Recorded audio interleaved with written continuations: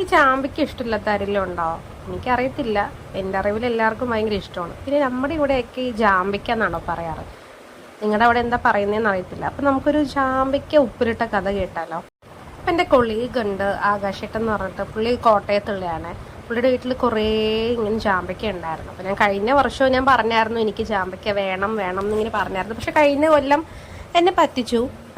വവ്വാല് കൊത്തി, കിളികൾ കൊത്തി കൊണ്ടുപോയി, അങ്ങനെയൊക്കെയാണ് പറഞ്ഞത്. അറിയത്തില്ല സത്യാവസ്ഥ എന്താണെന്ന്.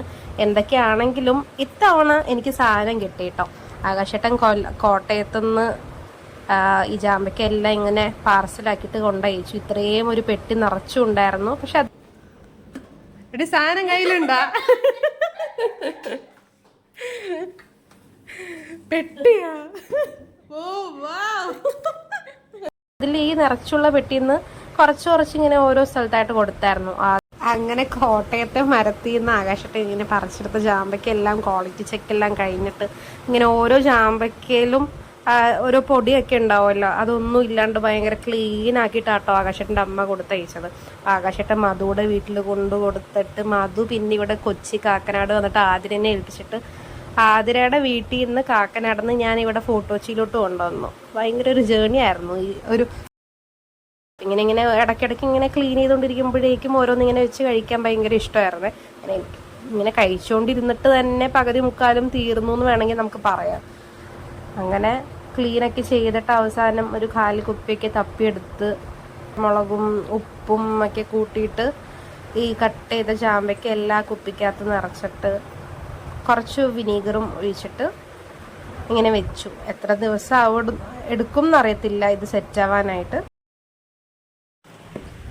അങ്ങനെ ചാമ്പയ്ക്കെല്ലാം ഉപ്പിലിട്ട് ഇതിനകത്ത് ചാമ്പയ്ക്കയും ഉപ്പും മുളകും കുറച്ച് വിനീഗറും ഒക്കെ ഇട്ട് കഴിഞ്ഞപ്പോഴേക്കും ഇങ്ങനെയായി. ഞാൻ ചോദിച്ചപ്പോഴേക്കും വെള്ളം ഒഴിക്കേണ്ട, ചാമ്പയ്ക്കയും തന്നെ വെള്ളം ഊർന്ന് വരും എന്നൊക്കെയാണ് പറയുന്നത്.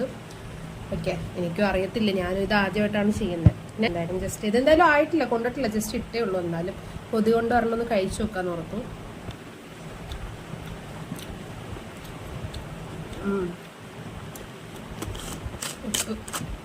ഉപ്പിൻ്റെ മുളകിൻ്റെ ഒക്കെ ഒരു ചുവ വരുന്നുണ്ട്.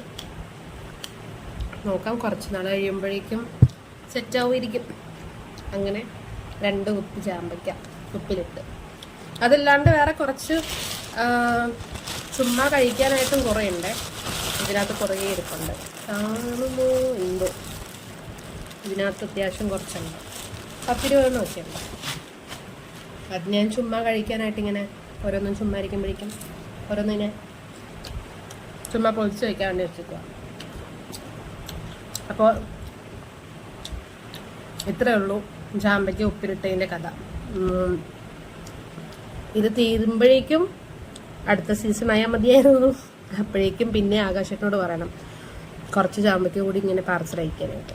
അപ്പോൾ വീണ്ടും സന്ധിക്കും വരെ ടാറ്റാ ബൈ ബൈ.